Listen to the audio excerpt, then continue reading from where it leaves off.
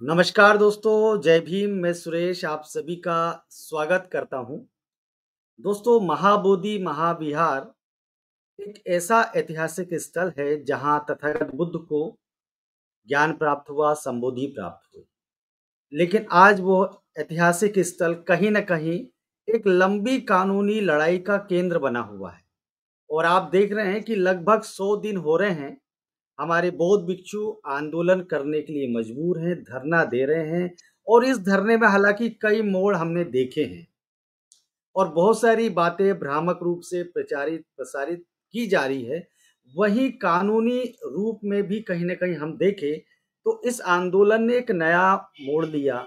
और नया मोड़ तब लिया जब 16 मई को माननीय सुप्रीम कोर्ट में न्यायाधीशों ने जो सरकारी वकील हैं, उन्हें लताड़ लगाई और उनसे जवाब तलब किया कि आखिर इतनी देरी क्यों?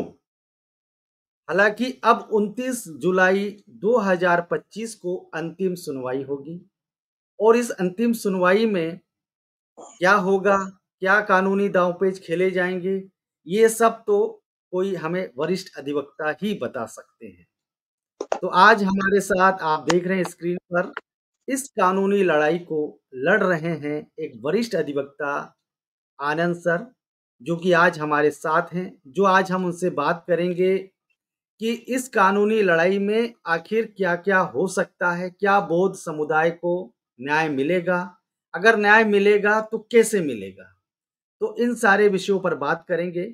सबसे पहले मैं सर आपका हमारे इस चैनल में बहुत-बहुत स्वागत करता जय भीम, नमो बुद्धाय। हूँ। जी, जी। जय भीम, नमो बुद्धाय। आनंद सर। सर मैं सबसे पहले ये जानने का प्रयास करूँगा कि 12 साल पहले इस मामले को लेकर न्याय के लिए सुप्रीम कोर्ट का दरवाजा खटखटाया आदरणीय पूज्य भंते सुरेश सी नागार्जुन जी।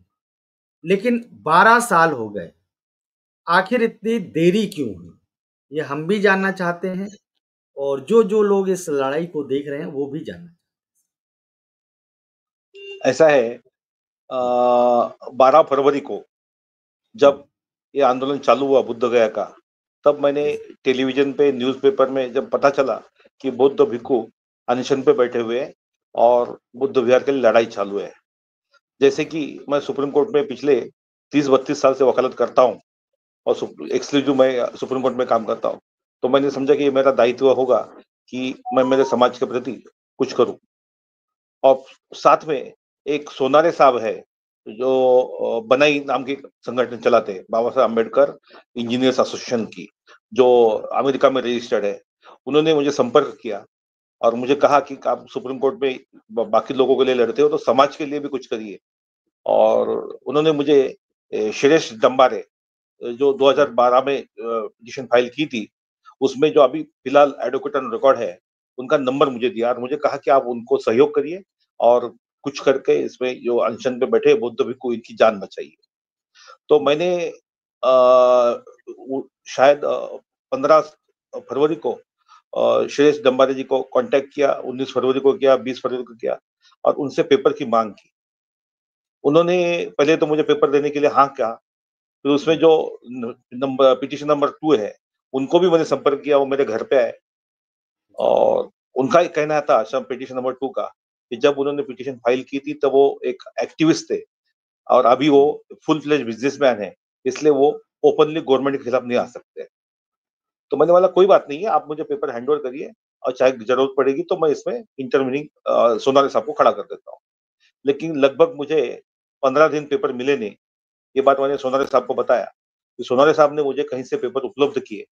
उसके बेसिस जी, पे मैंने 6 मार्च को मेरा खुद का जो संगठन है, Buddhist international forum for piece जिसका मैं अध्यक्ष हूँ, उसके जी, नाम से मैंने इंटरव्यू एप्लीकेशन फाइल किया और मैंने सुप्रीम कोर्ट के रिकॉर्ड से ये पता किया कि ये मैटर हुँ, 2012 में फाइल हुआ, ये हुँ, एडमिट भी हो चुका है, फाइनल हियरिंग के लिए रखा हुआ है, लेकिन हुँ, बोर्ड पे आ ही नहीं सकता है। लेकिन मुझे ये भी पता चला अपने श्रेष्ठ डंबारे जी से कि इसमें कुछ प्लीडिंग्स इनकम्प्लीट है और श्रेष्ठ डंबारे जी ने मुझे रिक्वेस्ट की कि उनके कोई एग्जाम चालू है और इसलिए थोड़ा समय चाहिए 6 महीने का। तो प्लीडिंग इनकम्प्लीट होने की वजह से मैटर बोर्ड पे नहीं आ रहा था। तो जब मैंने इसमें इंटरव्यू एप्लीकेशन लगाई और उसके बाद में मैंने मैटर परस्यू किया और मैंने मेंशनिंग परफॉर्मा भर के मेंशन मैटर किया और मेंशनिंग मेमो के बेसिस पे ये मैटर 16 मई को बोर्ड पे लगा है। आप बोर्ड पे देख सकते हैं, उसमें लिखा है मेंशनिंग मेमो और मेरा petition number, including application number लिखा हुआ है। मेंशनिंग मेमो के बेसिस पे ये मैटर 16 मई को लगा हुआ है। उसके बाद में 16 मई को जब कोर्ट में हियरिंग हुई, तो हम्म, कोर्ट को जब स्टार्टिंग में जैसा मैटर कॉल आउट हुआ, हमने जो भी एडवोकेट्स का धर्म है, जो ड्यूटी है, मैंने कोर्ट को बताया कि सर टुडे 96th डे है हंगर स्ट्राइक का। तो कोर्ट ने हम्म, इसका सेंसिटिविटी जानते हुए सीधा पिटिशनर से सवाल किया कि पिटिशनर्स कहाँ हैं, whether they are hmm, alive. Hmm, तो इस तरीके से उन्होंने पिटिशनर के वकील को पूछा कि भाई पिटिशनर लोग कहाँ हैं, कि अगर ये मैटर इतना 2012 से पेंडिंग है तो पिटिशनर के एडवोकेट्स का काम था कि इसको परस्यू हम्म, करके मेंशन करके मैटर बोर्ड पे लगाने का।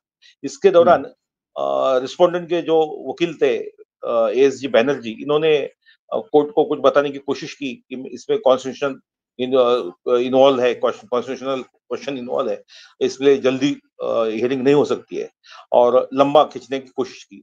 तो उनको भी कोर्ट ने फटकार लगाई, एएसजी बैनर्जी को, कहा कि हम्म। मैटर 12 साल पुराना है और आपने इसको परस्यू नहीं किया।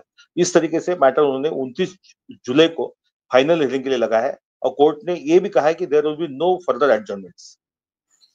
अच्छा, मतलब इसके बाद कोई सुनवाई नहीं होगी, वो लास्ट सुनवाई होगी। ऐसा क्या होता क्या है कि फाइनल हियरिंग तो एक जी। दिन में होता नहीं है। अच्छा। एडजर्नमेंट डे टू डे चलेगा जब तक हियरिंग कंप्लीट नहीं होगी। 29 जुलाई के बाद में कोई भी लंबी तारीख नहीं पड़ेगी। 29 के बाद 30, एक ऐसा डेली मैटर चलेगा। 4-5 दिन में मैटर खत्म हो जाएगा। अच्छा, मतलब डे उस टू डे दिन से, चलेगा। मतलब फास्ट ट्रैक में, अगर आम भाषा में समझे तो फास्ट ट्रैक में सुनवाई होगी। डे टू डे चलेगा। 29 जुलाई से मैटर डे टू डे चलेगा। जी सर। सर, मैं आगे आपसे और भी मैंने बहुत सारे आपके लिए सवाल इकट्ठे किए हैं। उन सवालों पर अगर आऊँ, उसके पहले मैं ये जानना चाहता हूँ, ऑल इंडिया बुद्धिस्ट फोरम, आकाश लामा जी, इस पे उनका क्या हम्म। योगदान है? क्योंकि उन्होंने बताया था कि आपको उन्होंने बताया था अ, कि हाँ, आनंद जी। लामा साहब का ऐसा है कि जी। उन्होंने तो आंदोलन चालू कर दिए थे उन्होंने 12 फरवरी हुँ, को, और वो हुँ, अनशन पे बैठ गए थे। हम हुँ, लोग ने उनको सपोर्ट करने के लिए ये इंटरव्यू एप्लीकेशन हमने फाइल किया। जब ये बात ओके। लामा साहब को पता चली, तो हुँ, और सभी लोगों का कहना था कि ये हुँ, आंदोलन अगर लामा साहब कर रहे हैं ऑल हुँ, इंडिया बुद्धिस्ट फेडरेशन की तरफ से, तो उनको भी हुँ, कोर्ट में हियरिंग में शामिल होना चाहिए। इसलिए लामा हुँ, साहब ने जब मुझे संपर्क किया, तो उनके तरफ से भी एक नया इंटरव्यू एप्लीकेशन हमने, वो जो मेरा फाइल हुआ था उसके बाद में हाँ, एक एक 15 दिन या 1 महीने के बाद में लामा साहब का इंटरव्यू एप्लीकेशन समाज की तरफ से जो डिमांड आई थी कि लामा साहब को भी पार्टी बनाओ, तो उनको भी मैंने हुँ, पार्टी बनाया और उनका सेपरेट इंटरव्यू एप्लीकेशन मेरा फाइल होने के बाद 1 महीने का फाइल हुआ है। तो अच्छा। ये कहना गलत होगा कि लामा साहब ने कुछ ये मैटर में कुछ मतलब इंटरफेयर किया है। ये तो वो 1 महीना बाद आए, उसके पहले ही सोनारे साहब के इंस्ट्रक्शन पे मैंने काम चालू किया था और इंटरव्यू एप्लीकेशन मैंने फाइल कर दिया।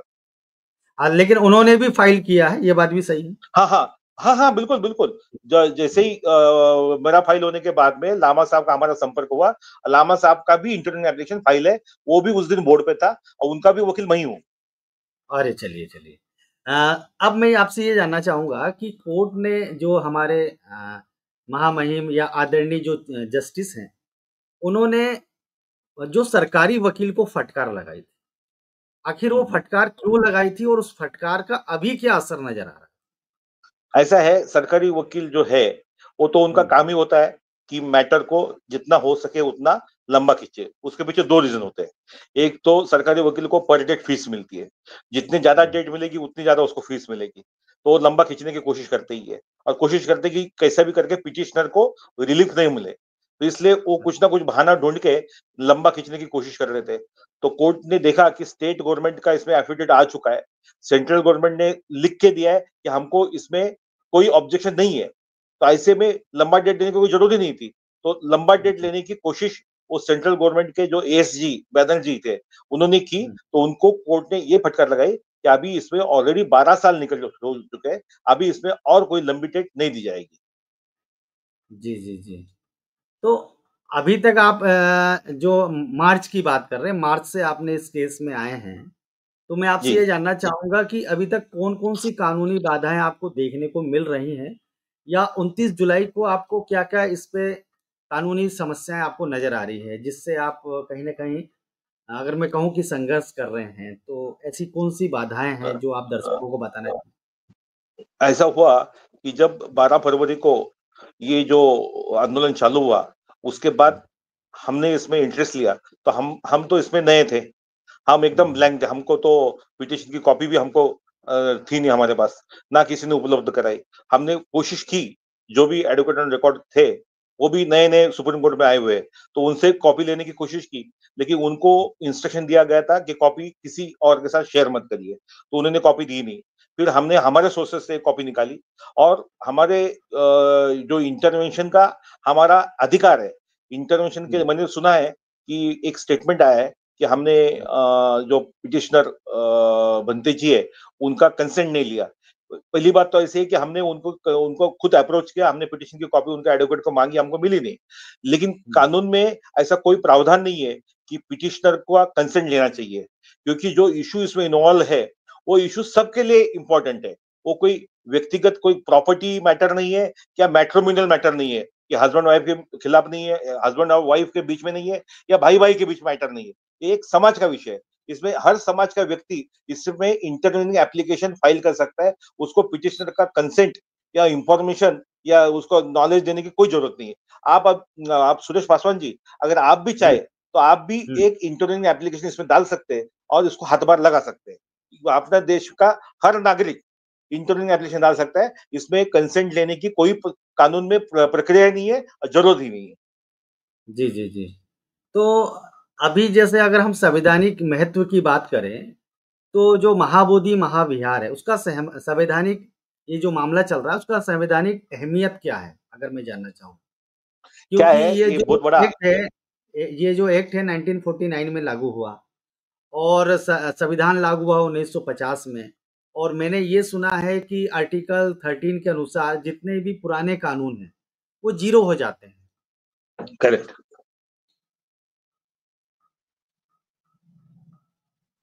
जी सर।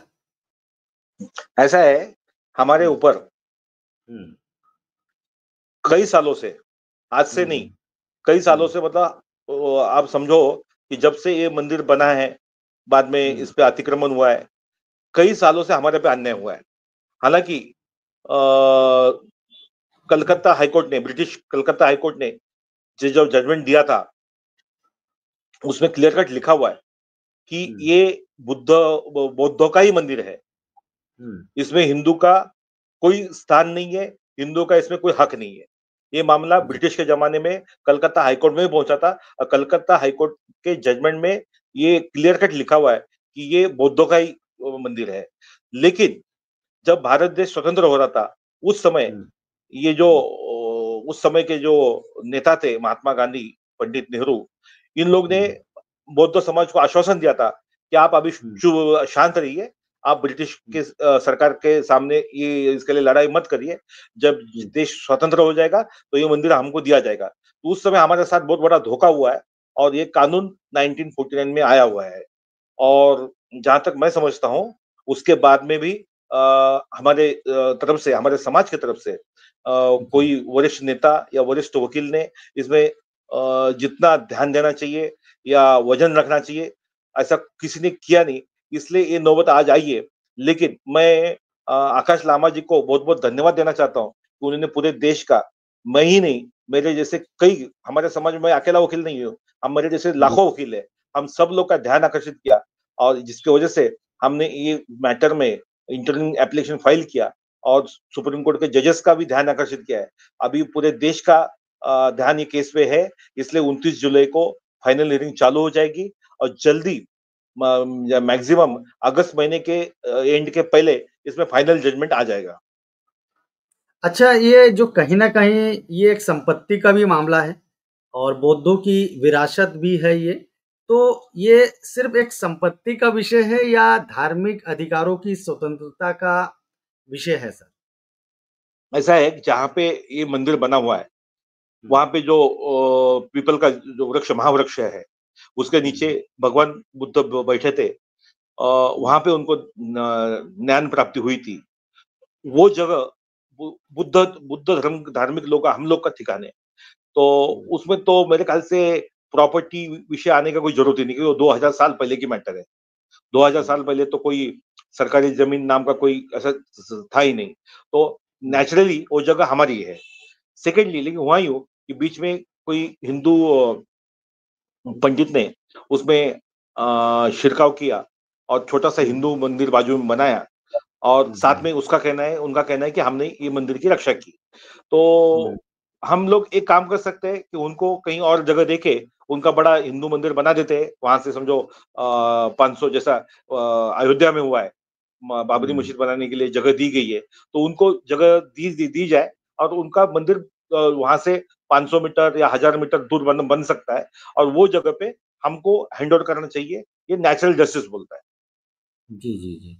अच्छा, जैसे कि आप खुद बता रहे हैं कि 29 जुलाई से कहीं न कहीं इस मामले की सुनवाई शुरू हो जाएगी और अंतिम सुनवाई होगी। तो जी, इसमें क्या-क्या मुद्दे सामने आ सकते हैं, जो मेरे आप हिसाब से बताना तो कोई बहुत बड़ा इसमें हर्डल आने की जरूरत नहीं है। इसमें हुँ, ऑलरेडी जो पिटीशन फाइल हुई है उसमें सब बातें कवर की है। और जो रिप्लाई केंद्र सरकार ने फाइल करना चाहिए था, उन्होंने नो हुँ, ऑब्जेक्शन दिया है। और स्टेट गवर्नमेंट ने भी जो रिप्लाई फाइल किया है उसमें जी, किधर भी ऐसा कोई बहुत बड़ा अपोज नहीं किया है। ये जगह अच्छा। बौद्धों की नहीं है ऐसा कहीं नहीं लिखा है। उनका कहना हुँ, एक ही है कि ये जो कानून है इसके हुँ, तहत जो कमिटी बन उनकी जो कमिटी है, वो कमिटी में हुँ, 4 हिंदू, 4 बौद्ध और एक महंत हुँ, और कलेक्टर है। उनका कहना है कि हुँ, कमिटी का काम ठीक तरीके से चालू है। मतलब कोई भी अच्छा, गवर्नमेंट ये तो बोलेगा नहीं कि हमारे कमिटी का काम ठीक ठीक नहीं हो रहा है।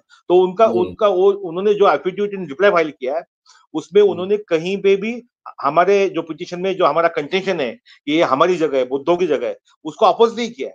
उसके ऊपर वो कुछ भी नहीं बोलते हैं। वो सिर्फ इतना हुँ, कहते हैं कि जो कमिटी बनी हुई है कानून के तहत वो ठीक तरीके से चल रही है, उसको डिस्टर्ब करने की जरूरत नहीं है। वो तो इरिलेवेंट मैटर हो गया।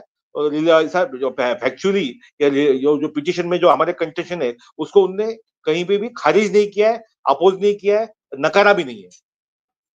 जी, जी, जी। मतलब कहीं न कहीं सरकार की ओर से सकारात्मक जवाब है। हाँ, सकारात्मक जरूर, लेकिन होता यूं है कि सरकार के वकील जो कोर्ट में आते हैं, जैसे बैनर्जी जैसे, ये मनुवादी वकील होते हैं, तो ये कोशिश हुँ, करते हैं कि इधर से उधर से कुछ तो भी हम लोग को तकलीफ हो जाए। मैटर जैसा 12 साल खींच गया है, ये हुँ, हुँ, उनका ही कारनामा है, सरकारी वकीलों का ही कारनामा है। मैं पिटिशनर हुँ, को या पिटिशनर के वकील को इसमें ज्यादा ये नहीं करूंगा कि हम लोग थे नहीं उस समय। लेकिन हुँ, सरकार के जो वकील होते हैं, ये मैंने जैसा कहा कि उनको पर डेट फीस मिलती है, वो फीस के चक्कर में वो लोग लंबा लंबा डेट लेके और खींचने की कोशिश करते हैं। और इस तरीके से वो लोग जो सरकार का एफिडेविट ऑन रिकॉर्ड है उसमें उन्होंने हुँ, कहीं भी अपने पिटिशन को विरोध नहीं किया है। वो इतना कहते हैं कि हमारी कमेटी का प्रोग्राम कार्यक्रम व्यवस्थित चालू है, वो कमेटी अच्छा। चलने दो। अच्छा, कमेटी के पक्ष में वो लोग। हालाँकि हाँ, कमेटी का ही विवाद है सर, कमेटी का ही विवाद है कि वो हमको कमेटी तो से में कानूनी पूरे वोट होना हमको तो वो चाहिए। कमी हम वो कमिटी का कोई रिलेवेंस ही नहीं है। हमारा कहना एक है, हुँ, ये बौद्धों की हाँ, जगह है, ये जगह बौद्धों को दी जाए, इसमें कोई भी नॉन बुद्धिस्ट को कमिटी में अलाउ मत करिए। बिल्कुल, ये इशू बिल्कुल। है। सर मैं जहाँ तक मेरी जानकारी है, आप हम्म, इसको स्पष्ट कर पाएँगे कि शायद हम्म। दोनों पक्ष इसमें आप हलफ़नामे पेश करेंगे। यदि हाँ जी। हलफ़नामे पेश दोनों पक्ष जो है हलफ़नामा या हम्म। शपथ पत्र पेश करेंगे, जी। तो इसमें आपके पक्ष की क्या दलीलें होंगी? क्या हलफ़नामे नहीं पेश होते नहीं, हैं क्या? इसमें देखो, हम तो इसमें जो पिटिशनर ने पिटिशन फाइल की है उसके सपोर्ट में हम आए हैं। हमको अच्छा, इसमें नया कोई एफिडेविट फाइल करने की जरूरत नहीं है। ओके, ऑलरेडी सब फाइल हो चुका है। अच्छा। तो अब पिटिशनर ने अभी हाँ, नया कुछ तो फाइल करने की जरूरत नहीं है हमको। अच्छा अभी नया कुछ हलफ़नामा हाँ, हाँ, एफ़िडेविट कोई कोई जरूरत नहीं है। जो कोर्ट में डॉक्यूमेंट ऑलरेडी फाइल्ड है, अच्छा, पिटिशन फाइल है, एफिडेविट फाइल है, एफिडेविट इन रिप्लाई बिहार स्टेट का फाइल है, हुँ। इतना सफिशिएंट है फाइनल हियरिंग के लिए। तो क्या मैं ये मानूँ कि अब ये मामला निर्णायक मोड़ पर है? बिल्कुल, ये अभी 29 जुलाई को ये निर्णायक मोड़ पे ही रहेगा और निर्णय आ जाएगा। इसमें कुछ नया कुछ फाइल करने की जरूरत नहीं है। तो भी मेरी समाज से हाँ, दरखास्त है कि अगर समाज में जैसे आप है और जो हमारे बुद्धिस्ट स्कॉलर है, अगर वो ज्वाइन होना चाहते हैं तो वो अपने अपने डॉक्यूमेंट्स 22 जुलाई के पहले इंटरव्यूनिंग एप्लीकेशन के माध्यम से सुप्रीम कोर्ट में रखिए, क्योंकि बाद में मौका नहीं मिलेगा। सर क्या होता है कि हम सुप्रीम कोर्ट जाना चाहते हैं ऐसे मामलों को उठाने के लिए, लेकिन आम लोगों में ये धारणा है कि सुप्रीम कोर्ट में अगर कोई भी मामला उठाना है, ऐसी पिटिशन डालनी है, तो उसमें बहुत ज़्यादा फीस लगती है, इसलिए लोग जाना नहीं नहीं चाहते। नहीं, नहीं इतनी ज्यादा कुछ फीस नहीं लगेगी, बहुत जी, रिजनेबल होती है। कुछ मतलब पर petition out of pocket expense देखेंगे तो एक 10-15 हजार तक का खर्चा होता है। नहीं ऐसा नहीं है, हमने भी किया है। जो इंटरव्यू एप्लीकेशन मैंने डाला है उसका खर्चा मैंने खुद किया है। लामा साहब ने ओके, किया है, लामा साहब ने जो डाला है उसका खर्चा लामा साहब ने किया है। तो उतना आउट ऑफ पॉकेट एक्सपेंस होता है। इसके सिवाय एक्स्ट्रा फीस देने की कोई जरूरत नहीं है, क्योंकि ये सामाजिक विषय, इसमें कोई वकील फीस चार्ज नहीं करेगा आपको। अगर कोई वकील नहीं है तो आप मेरे पास आइए, मैं फाइल करा दूंगा। जी, जी। अच्छा सर, बहुत सारे लोग जैसे मैं, एक आम हम्म। व्यक्ति पत्रकार की भूमिका में भी हूँ, सोशल एक्टिविस्ट की भूमिका में भी कभी-कभी रहता हूँ और एक आम नागरिक की बात हम सुने और आंदोलनकारियों का हमने जब पक्ष सुना, तो वो ये कहते हैं कि जब मंदिर की जो संचालन समिति होती है, उसमें मुस्लिम नहीं होते, बौद्ध नहीं होते, जैन नहीं होते, सिख नहीं होते या ईसाई नहीं होते, तो वहाँ पर महाबोधि महाविहार की जो कमेटी है उसमें ये हम्म। ब्राह्मण क्या कर रहे हैं? उसी प्रकार मस्जिद की समिति में हिंदू नहीं होता कोई, या हम्म। फिर मंदिर में कोई नमाज़ नहीं पढ़ता है, तो फिर महाबोधि महाविहार में ये सब क्यों हो रहा है? तो एक वकील की जो कानून का जानकार है और जब आप सुप्रीम कोर्ट में अपनी बात रखेंगे, तो आपके पॉइंट क्या होंगे सर? पूरा ना बताएँ अभी लेकिन उसको देखिए, संक्षेप में तो बता सकते हैं सर। ऐसा है, जो जी। कोर्ट में मुद्दे रखने होते हैं वो जी, कोर्ट में जी, रखे जी। जाए तो ज्यादा बेटर है, पहली बात तो। हाँ, और ये अपने समाज के हित में भी होगा। हाँ। सभी बातें मैं अगर यहाँ बता दूं तो जी। उचित नहीं होगा कि वो मतलब अपोजिट वकील को पहले पता चल जाएगी। और जहां अच्छा, तक हम अच्छा। लोग सब लोग हैं, मैं अभी वापस संपर्क करूंगा पिटिशनर से, हुँ, एडवोकेट्स को। शायद थोड़ी हुँ। मिसअंडरस्टैंडिंग हो गई थी, वो हम दूर अच्छा। करेंगे। हम लोग सब लोग मिल के लड़ेंगे। और मैं शैलेश नारायण जी का भी धन्यवाद दूंगा। उन्होंने उनके इंटरव्यू में मेरे कंट्रीब्यूशन को सराहा है। मैं भी उनको थैंक यू बोलता हूँ। हम लोग मिलजुल कर लड़ेंगे। हम लोग आपस में कुछ भी मनमुटाव या भेदभाव नहीं रखेंगे। हाँ, पेपर नहीं मिले स्टार्टिंग में, हमको सपोर्ट आने नहीं दिया था, इसलिए हमको इंटरव्यू डाला है। और इंटरव्यू हमने सपोर्ट में डाला है, पिटिशनर के सपोर्ट में डाला है, ना कि अपोज करने के लिए। जो पिटिशनर की जो प्रेयर है वो अलाउ करने की हमारी मांग है, हमारी दूसरी कोई मांग नहीं है। जो पिटिशन 2012 में फाइल हुआ है उसमें जो प्रेयर है उसको अलाउ करने का ही मेरा प्रेयर है, और उसको तुरंत लिया जाए हियरिंग के लिए। ये मेरा पहला प्रेयर था। सेकंड प्रेयर था कि जो पिटीशन 2012 में फाइल हुआ है उसको अलाउ करिए। तो हम उनके सपोर्ट जी, में खड़े हैं, और हम लोग सब लोग मिलकर साथ में लड़ेंगे।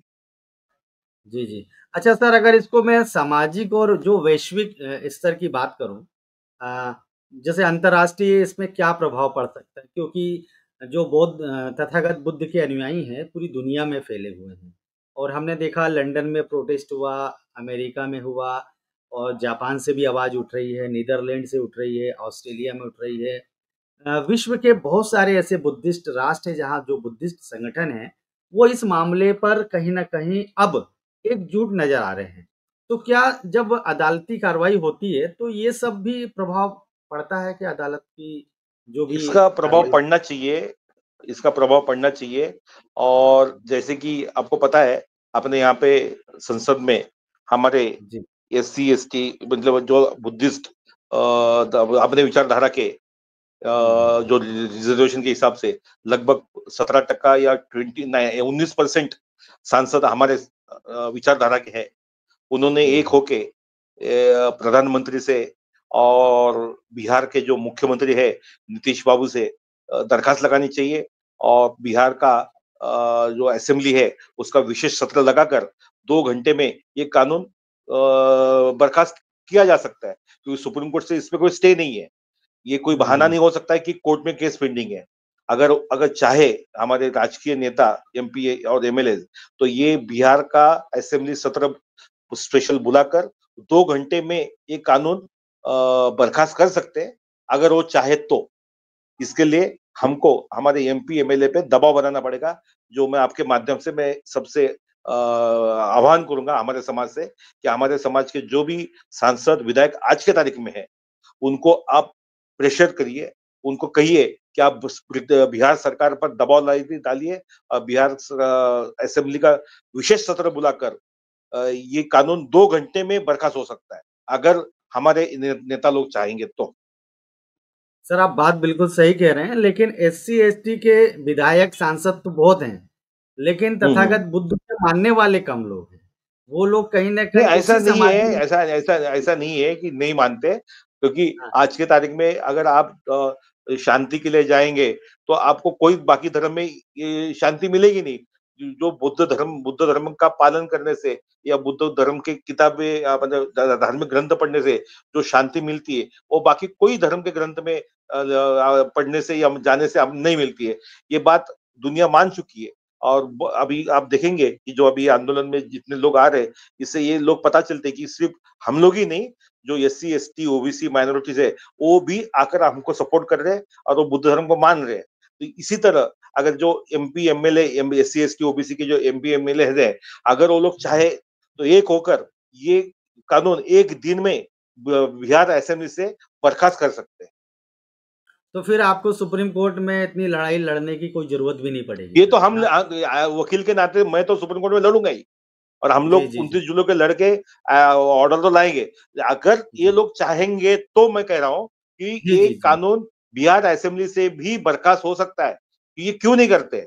मैं आपके माध्यम से उनको पूछना चाहता हूं, और मैं समाज को बोलना चाहता हूं कि ऐसे जो सांसद विधायक है, इनको आप जवाब पूछिए कि आप लोग क्यों नहीं किए इतने साल। जी, जी। वो तो वोट लेने के लिए आते हैं और बड़ी-बड़ी बातें कहते हैं। कोई कहता है कि मैं बाबा साहब का भक्त हूँ, कोई बोलता है कि मैं अनुयायी हूँ उनका। तो हमारे लोग बस उनके पीछे कहीं न कहीं इमोशनल हो जाते हैं। चलिए सर, मैं आपसे ये जानना चाहूँगा, इस मुद्दे पर आपकी जो आप कहीं न कहीं संघर्ष ही कर रहे हैं, तो आपके पीछे जो मुख्य चुनौती अभी कौन-कौन सी है, जिससे आपको निपटना है? अभी देखो सर, मैं ऐसा है कि मैं हम प्रोफेशनल एडवोकेट्स है पिछले 32 साल से सुप्रीम कोर्ट में। तो मुझे कोई भी चुनौती नहीं लग रही है। ये 29 जुलाई को मामला चलकर मेरा एक ही ये रहेगा निर्देश रहेगा कि ये जल्द से जल्द सुनवाई खत्म हो जाए, ताकि हुँ। सुप्रीम कोर्ट को जजमेंट देने का मौका मिले। अच्छा सर, आपने अपनी मर्ज़ी से या जो सुनारे साहब हैं, उनके माध्यम से कहीं न कहीं इस मामले को आपने सुप्रीम कोर्ट में लेकर आए। तो इसके पीछे सोनारी साहब क्या का प्रे बहुत बड़ा मुझे मार्गदर्शन रहा, प्रेरणा रही। हुँ, और हुँ। उनके उनके वजह से ही मैं इसमें पहला इंटरव्यू एप्लीकेशन फाइल किया, और सेकंड इंटरव्यू एप्लीकेशन मुझे आकाश लामा साहब ने इसमें उनका उनका सहयोग रहा, और उनका मैंने सेकंड इंटरव्यू एप्लीकेशन, ऐसे 2 इंटरव्यू एप्लीकेशन मैंने फाइल किए।